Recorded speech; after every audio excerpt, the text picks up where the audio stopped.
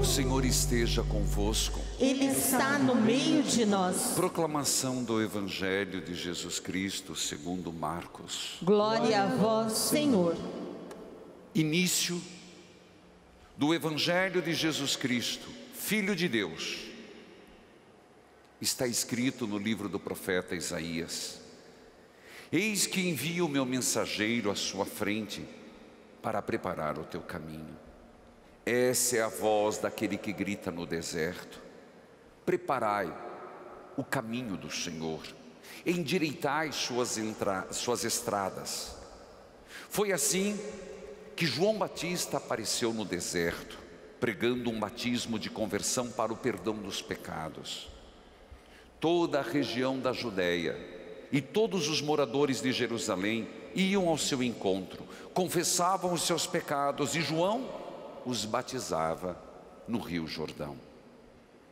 João se vestia com uma pele de camelo e comia gafanhotos e mel silvestre, e pregava dizendo: depois de mim virá alguém mais forte do que eu nem sou digno de me abaixar para desamarrar as suas sandálias. Eu vos batizei com água, mas ele vos batizará com o Espírito Santo. Palavra da salvação. Glória a vós, Senhor. Que a palavra de Deus perdoe os nossos pecados. Amém. Queridos filhos e filhas, aqui no santuário de Nossa Senhora de Guadalupe, Jesus das Santas Chagas, você que me acompanha por todo o Brasil, nós estamos no segundo domingo do Advento.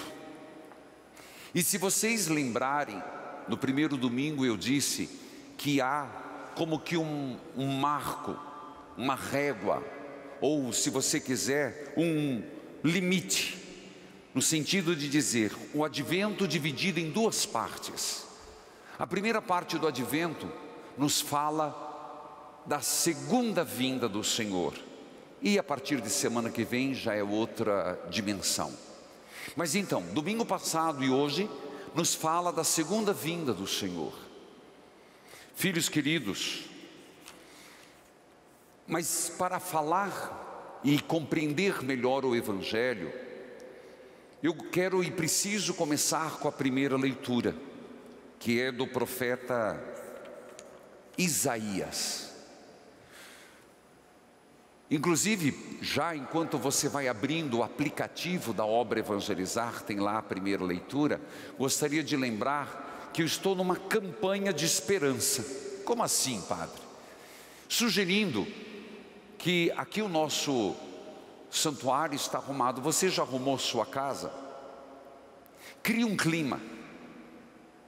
Eu gosto de pensar, lá fora pandemia, dentro de casa harmonia. E sabe, parece tão pouco, mas quando você monta um pinheirinho simples, eu brinco que se eu não tem um pinheirinho, põe bolinha na samambaia. Se não, faz ali um presépio, você está criando um clima. Nós estamos vivendo um ano muito inóspito, um ano muito difícil, um ano cheio de dificuldades. Se a gente não colocar um pouquinho de alegria dentro de casa, um pouquinho de leveza, e nada melhor do que em Jesus Cristo celebrar a esperança. E aí eu tinha pedido e continuo pedindo: divida comigo a sua foto, a foto do enfeite da sua casa, do seu presépio, #Natal Manzotti, que eu quero divulgar na televisão, quero divulgar nas redes sociais, quero divulgar em vários aspectos, inclusive dia 19, quando vamos fazer o nosso especial de Natal. Vai ser aqui no santuário, mas para todo o Brasil. Bom, abriram agora, já imagino que o aplicativo na liturgia diária. Vamos à primeira leitura. Nós temos que sempre o contexto. Nós estamos falando de um povo que já faz 40 anos que está escravo na Babilônia. Impressionante, porque alguns, por estarem lá, até começaram a ter uma vida boa. Eles se adaptaram porque a Babilônia, não subestime, foi uma das maiores metrópoles do mundo antigo. Não subestima. Nós conhecemos como a Torre de Babel, mas eles eram muito cultos. Eles tinham um grande avanço dentro das invenções, onde pode ser um mito, não sei, os jardins da Babilônia. Mas a Babilônia era muito próspera, e os judeus que foram levados lá, alguns se adaptaram, criaram o seu comércio, se adaptaram aos outros deuses, viviam mais ou menos a sua religião. Mas surge um profeta, Isaías, que começa a chamar a atenção. Escuta, vocês estão aqui, se perderam, se dissolveram nessa cultura pagã, mas esqueceram que vocês são um povo eleito, que vocês estão colocando em risco a promessa de Abraão. Vocês se deixaram levar simplesmente pelas oportunidades de prosperidade, esqueceram quem é o vosso Deus. Qualquer semelhança, mera coincidência. E é isso que acontece conosco. Às vezes, e isso aconteceu com as comunidades cristãs, e pode acontecer conosco, nós como cristãos no mundo, ao invés de sermos luz, nós vamos nos paganizando. Eu repito, porque é um conceito muito importante para o domingo de hoje. Ao invés de nós sermos, desculpa a palavra, um sinal de tropeço, no sentido de sermos um alerta para o mundo dos valores de Jesus Cristo, nós nos tornamos tão enfraquecidos na fé, perdemos a nossa autenticidade daquilo que acreditamos, e nos tornamos mais do mesmo. Você entende? Quem entende o que eu estou falando? Esse é o contexto da primeira leitura. E Isaías começa a dizer assim: escuta, atenção, povo de Deus, vai chegar a hora, e vocês serão libertos. E ele usa, porque, veja, Nabucodonosor era o grande rei, principalmente Nabucodonosor II, mas está surgindo do lado.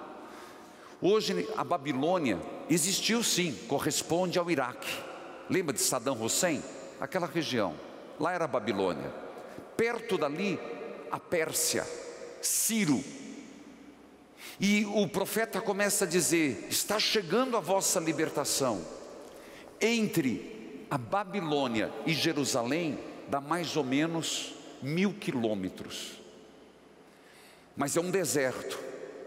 Então, para chegar de um lugar ao outro, eles não atravessavam o deserto, eles iam costeando o deserto. O profeta diz assim, é importante essa mensagem: vocês vão por um caminho reto, vocês nem vão precisar costear o deserto. Quem é que passou pelo deserto? O povo no Antigo Testamento. Ele usa um código para não despertar a ira de Nabucodonosor, mas ele está preparando: o vosso êxodo vai chegar, vocês serão recolocados na terra prometida, mas é preciso endireitar o caminho, que quer dizer purificar do paganismo, converter-se novamente a Deus. Só Ele é que pode vos libertar. Esse é o contexto da primeira leitura. Tem muito mais, mas por hora pegue isso. Aí vem a segunda leitura. A segunda leitura, ela também é mesmo conceito. A primeira comunidade cristã esperava a volta de Jesus. E porque a primeira leitura nos fala, São Pedro, que as pessoas começaram, porque ele não voltava, a tirar sarro. Segunda leitura, na verdade, é uma correção para eles e para nós, Porque você pode perguntar: espera aí, desde que Jesus ressuscitou, o mundo ficou melhor? Acho que não. As coisas hoje estão melhores? Também não. Então, cadê o reino de Cristo? Cadê esse Senhor que não vem? Será que isso não é lorota? Será que isso não é conversa, como alguns gostam, para domesticar o povo? Pedro começa com uma forma muito clara, dizer: não se iludam, 1000 anos para Deus é como um dia. Quer dizer, o tempo de Deus é diferente, mas por ser diferente não significa que Ele não voltará. Não queiram calcular, porque não é incalculável o dia com exatidão. O Senhor voltará, e voltará como um ladrão. Chega sem avisar. Será que não é isso? Tanto a primeira leitura quanto a segunda leitura não está nos dizendo isso? Veja, agora o Evangelho. O Evangelho, ele é o começo de Marcos. Nós temos que entender, é esse o mesmo contexto. Jesus morreu, a comunidade está vivendo, eles pregam a boa nova, mas de repente, já está no ano 60, e eles precisam escrever algumas coisas. Eles se dão conta que precisam escrever para não se perder os ensinamentos de Jesus. Até então não tinha nada escrito. Então encarregam Marcos, que não foi apóstolo. Certamente quando Jesus, aqui na terra, Marcos era uma criança. Há quem diga que Marcos foi aquele menino que Jesus pegou e disse, colocou entre vocês, não fiquem brigando. Quem acolher uma criança, quem não for com uma criança não entrará no reino dos céus.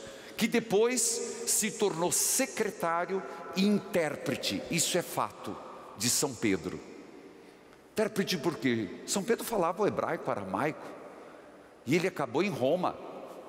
Ele não falava latim.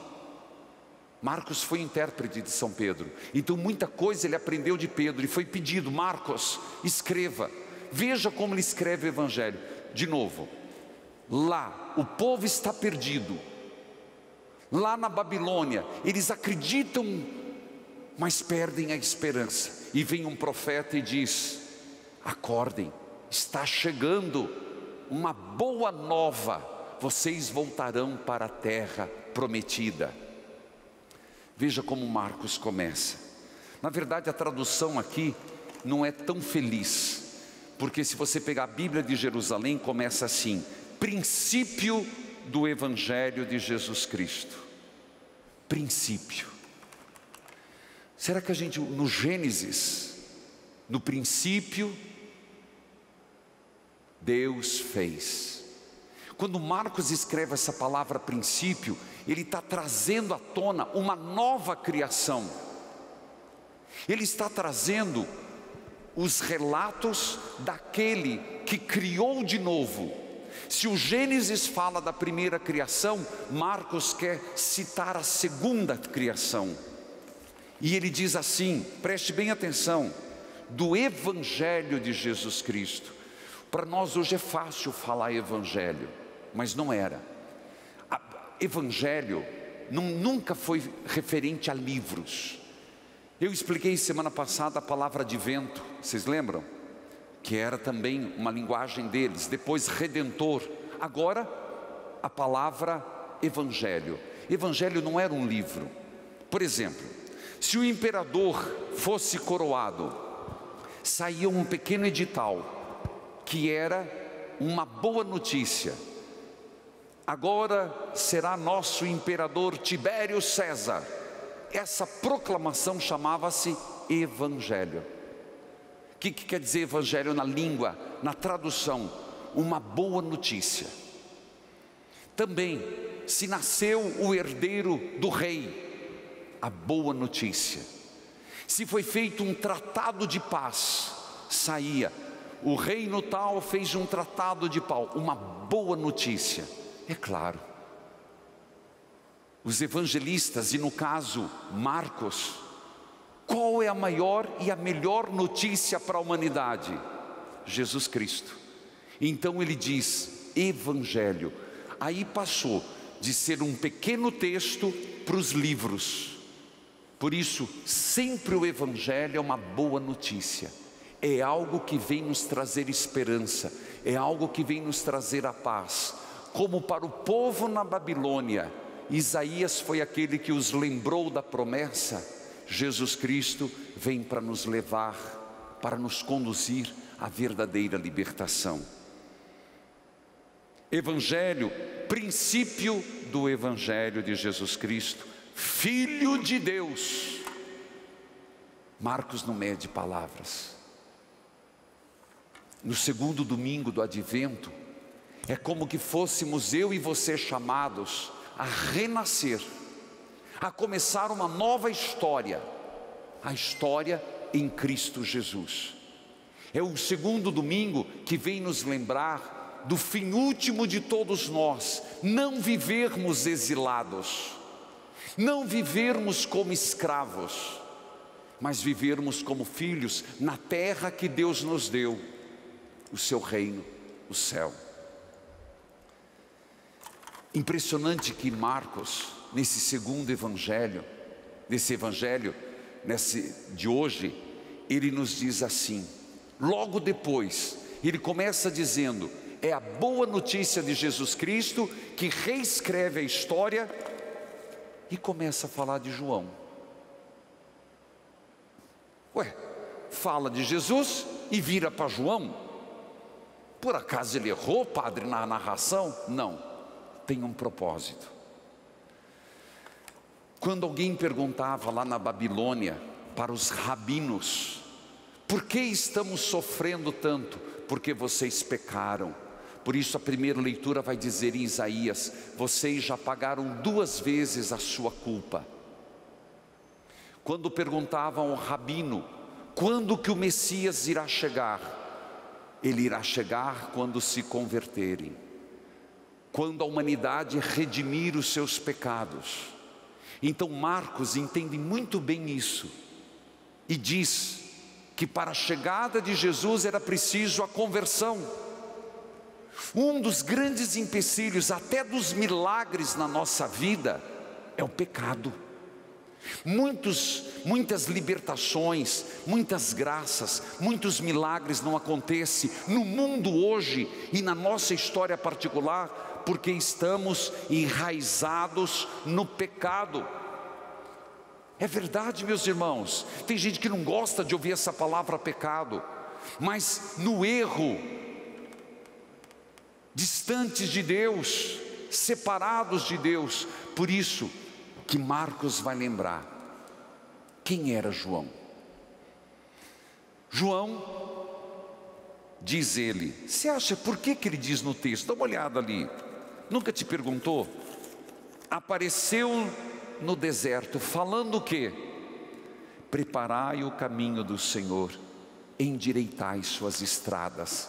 Lembra que eu falei da Babilônia para Jerusalém, que tinha que andar pelo deserto? Também a primeira leitura vai dizer, aterrai os vales, derrubem os montes, aplainar o caminho. Será que a mensagem de João não vem nos dizer exatamente isso? Meus irmãos, isso acontece dentro das nossas comunidades. Às vezes de uma pessoa que está aqui, e nós temos entre nós aqui, se nós não nos cuidarmos, nós temos um grande monte, que é chamado de muralha, que nós estamos em plena, as muralhas vão cair, pode ser um grande monte dentro de casa. Marido e mulher estão vivendo um grande vale, um grande abismo, pais e filhos, irmãos e irmãs. Será que não tem a grande mensagem do Evangelho de hoje? Os vales, aterrai. O que está dizendo? encha os abismos. O abismo só é perdição.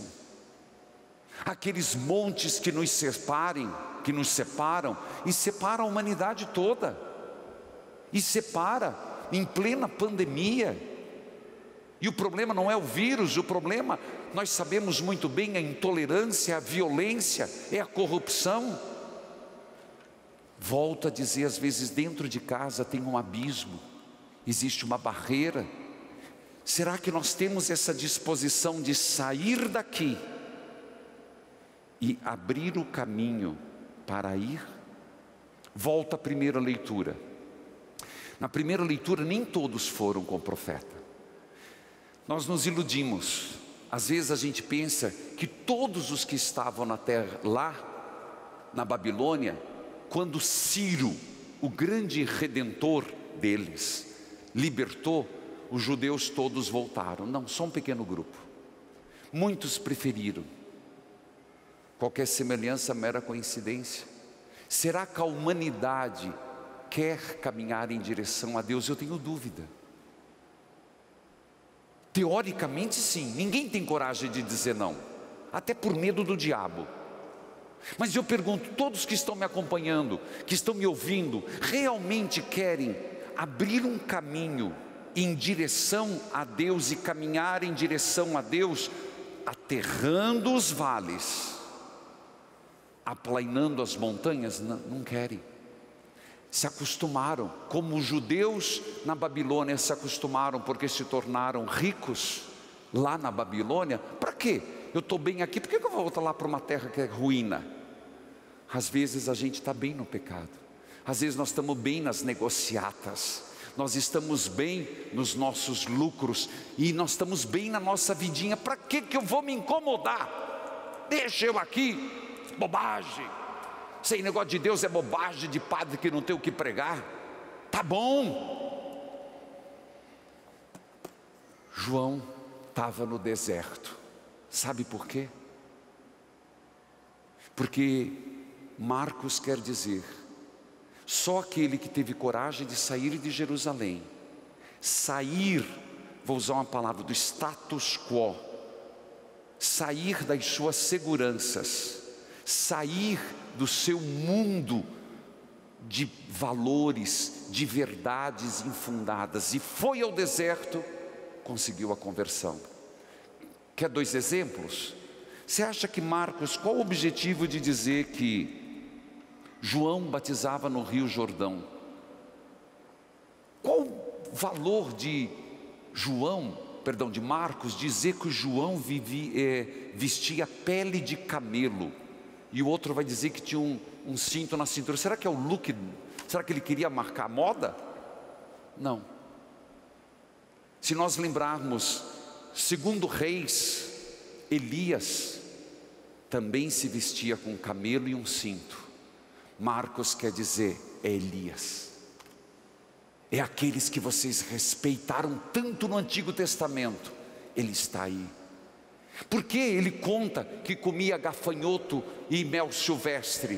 Para dizer, ele comia o que o deserto dava. No Antigo Testamento, maná, a água. João não comia o que vinha da cidade, ele comia o que Deus dava no deserto.